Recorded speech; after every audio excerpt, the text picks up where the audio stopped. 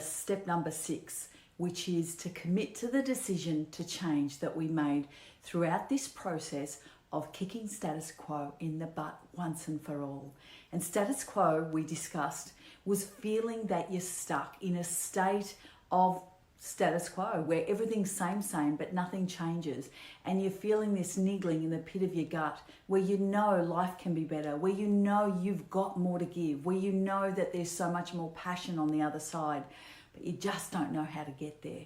So what we did was we assessed where we were and why we were stuck. Then we discovered who we were at our very core. And then we challenged the things that were getting in our way, such as our emotions, our social surroundings, and our spirituality. And from there, we chose the ideal vision for our life and what it looked like. And once we chose that, we made the ultimate decision, which is the action piece, the piece where we stepped across the line and said, yes, I am ready to decide. I'm going to make the change. But yesterday, when we spoke about committing to that decision, we understood that change was not easy.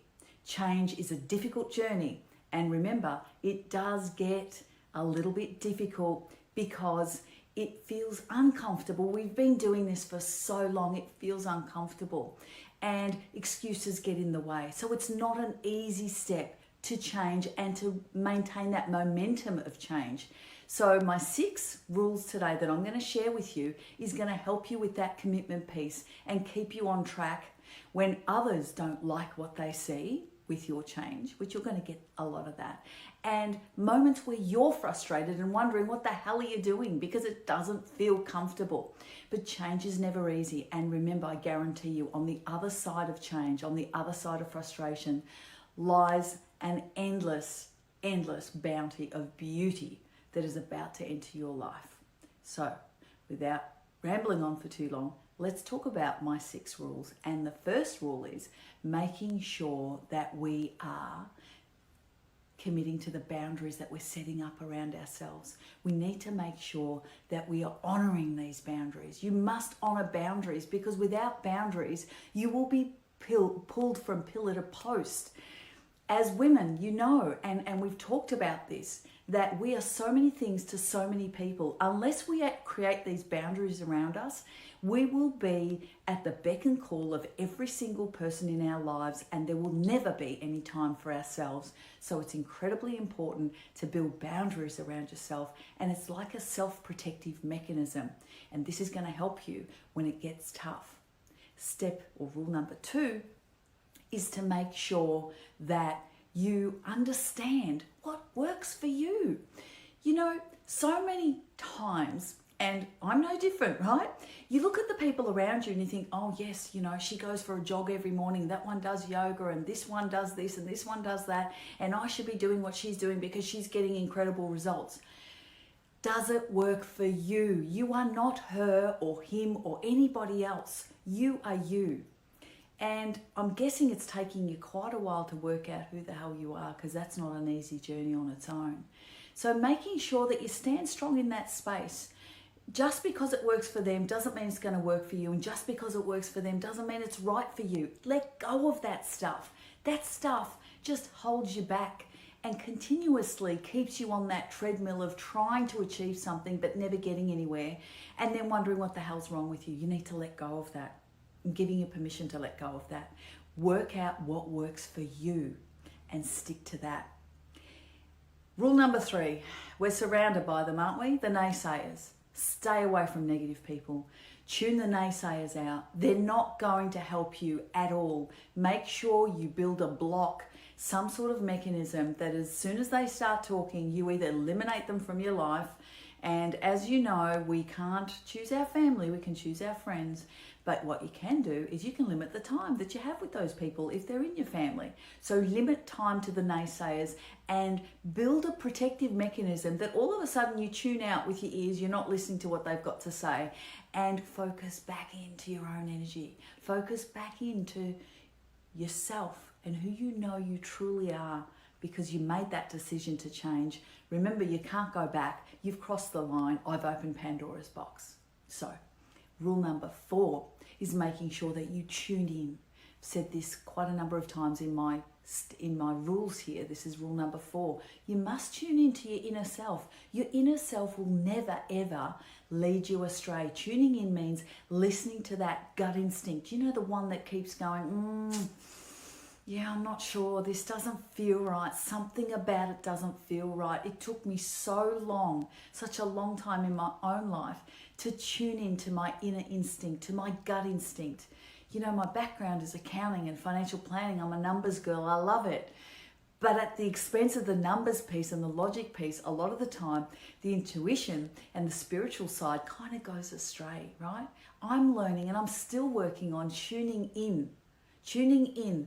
The mind says something and it all makes sense. But when you tune in with your inner gut, it's never going to lead you astray. You need to start listening to her.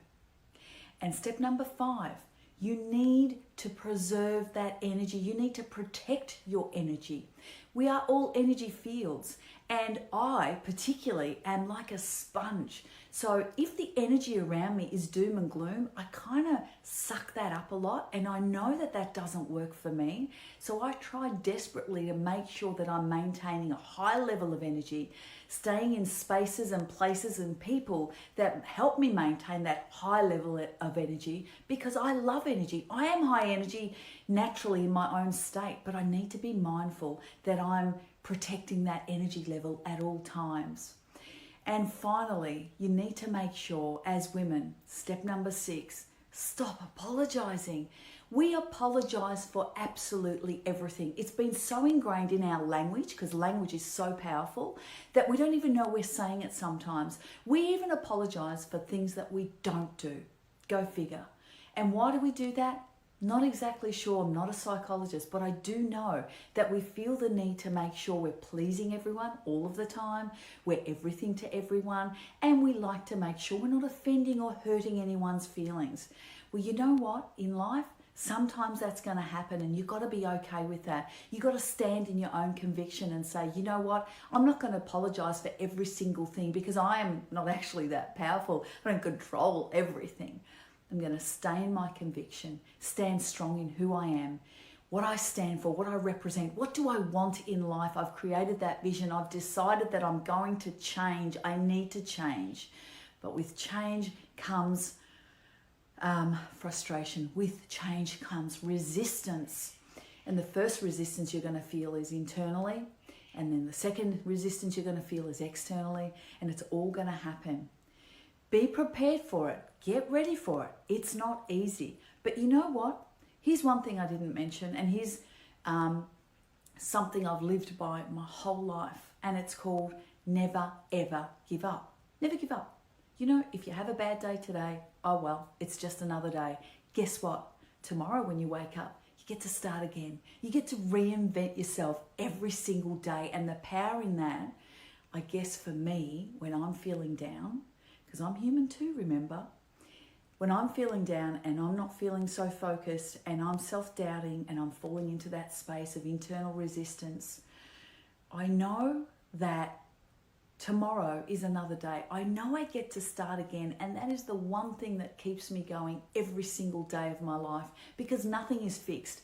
Everything is fluid, and that fluidness in life is what should give you the energy and the positivity to continue on. So never, ever give up. You're gonna have off days and you're gonna have great days. There is no way that you're gonna go through this journey without having some sort of hiccups along the way. But all I want you to remember in the back of your mind is Trace said, tomorrow is another day. So you know what?